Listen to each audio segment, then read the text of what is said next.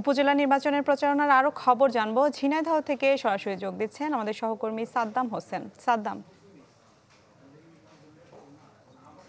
মিলা, আপনি নিশ্চয়ই জানেন যে দ্বিতীয় ধাপের উপজেলা পরিষদ নির্বাচনে 17ই মে ঝিনাইদহ শৈলকুপা ও হরিণাকুণ্ডে দুটি উপজেলার ভোটাররা তাদের ভোটাধিকার প্রয়োগ করবেন।